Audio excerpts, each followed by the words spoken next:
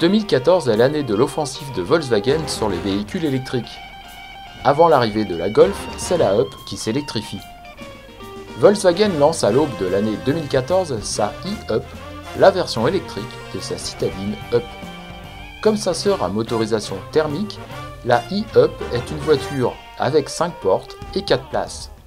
En effet, quelle que soit la motorisation, thermique ou électrique, la Up présente exactement les mêmes caractéristiques et quasiment les mêmes équipements. On la distingue tout de même avec quelques détails extérieurs, parmi lesquels on peut citer les feux diurnes, tels de larges parenthèses à l'avant, un style repris à l'arrière, et des jantes caractéristiques qui fluidifient l'écoulement de l'air pour l'aérodynamisme.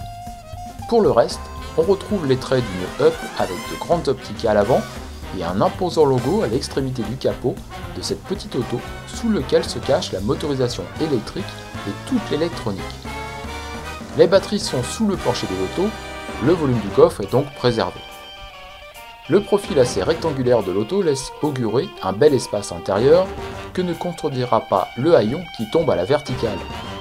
Entièrement noir, quel que soit le coloris de l'auto, le haillon intègre les feux et donne un certain volume à la Up. Comme toutes les autos électriques, la e-Up n'émet aucun bruit de fonctionnement en dehors d'un léger sifflement du moteur électrique.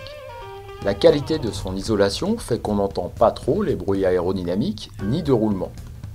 Plusieurs modes sont disponibles, le mode normal sur lequel on démarre systématiquement, le mode éco et le mode éco plus. Selon le mode sélectionné, on dispose ou non de la totalité des 82 chevaux de la motorisation électrique. Ce qui change aussi selon le mode, c'est la réponse à l'accélérateur. En mode normal, avec les 82 chevaux, la e-Up passe de 0 à 60 km/h en 5 secondes. Les départs au feu sont canons et les reprises pas mauvaises du tout pour se faufiler dans le trafic.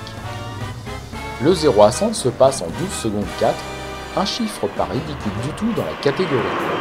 Autre point remarquable, sa vitesse maximale de 130 km/h permet d'aisément s'insérer dans la circulation extra-urbaine comme on le ferait avec n'importe quelle citadine à motorisation thermique. Après quelques minutes au volant, on oublie totalement être aux commandes d'une voiture électrique. La conduite est fluide et totalement naturelle, la e-Up se conduit comme une Up standard, à la différence près du silence à bord et d'une autre particularité. Il est en effet possible de sélectionner le niveau de récupération d'énergie au freinage. De D à B pour break, il n'y a que l'embarras du choix avec 5 modes. Selon le niveau choisi, lorsqu'on relâche l'accélérateur, la voiture ralentit de façon plus ou moins importante. Les feux stop peuvent d'ailleurs s'allumer lorsque le ralentissement est vraiment sensible. En dehors des freinages puissants, on peut même conduire en se passant totalement de l'usage du frein. Il suffit de moduler son allure avec la pédale d'accélérateur. Si cela ne vous convient pas, on peut se passer de cette fonction, mais elle est très agréable à l'usage. Le premier point et le point le plus important, c'est que c'est la même voiture. C'est-à-dire que vous n'avez aucune perte de place.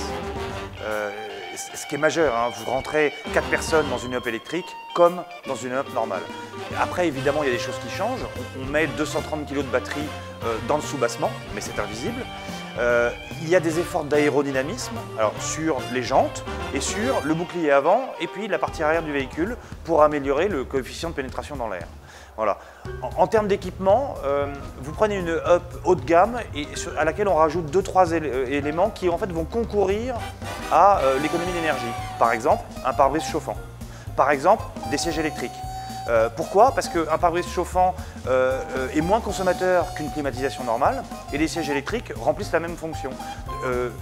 Ce à quoi on rajoute encore une aide à la conduite électrique, ce qui est finalement le point essentiel de cette voiture, c'est que pour être meilleur en éco-conduite, on a un petit système embarqué qui va vous aider à conduire, à rétrograder, à utiliser plusieurs options de véhicule en vue de consommer le moins possible.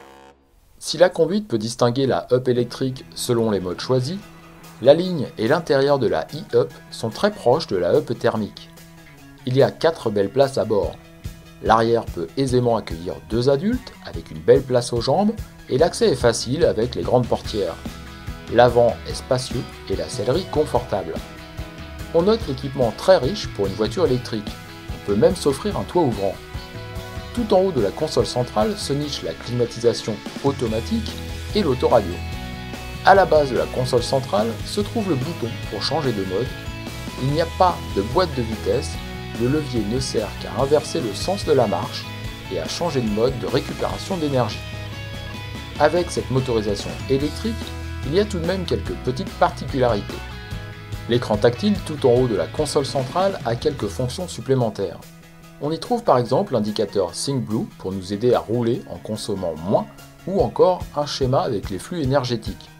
Ce n'est pas forcément utile, mais c'est à la fois informatif et ludique.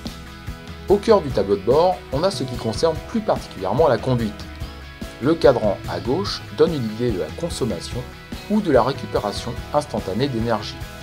Sur le petit afficheur au centre du tableau de bord, on a toujours sous les yeux l'autonomie restante, c'est rassurant. Il y a 3 possibilités de charge sur ce véhicule. Une première qui est une simple prise de 130 volts, donc chez vous, sans installation additionnelle, la plus simple possible.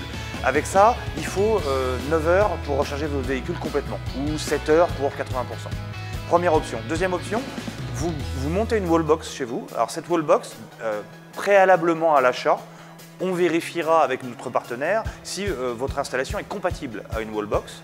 Si oui, pour 1000 € environ, pause comprise, vous avez un système de charge qui vous permet de descendre à 6 heures pour 100% de la batterie. Il y a une troisième possibilité de charge qui est une charge rapide en courant continu qui là va faire descendre à 3 heures environ. Mais ça, c'est plutôt des charges industrielles, au sens chez nos concessionnaires ou dans quelques points de charge dans les grandes villes. La e-Up est donc le premier véhicule électrique à rejoindre le catalogue Volkswagen. La possibilité d'avoir le choix pour une même voiture entre une motorisation électrique et thermique est réussie.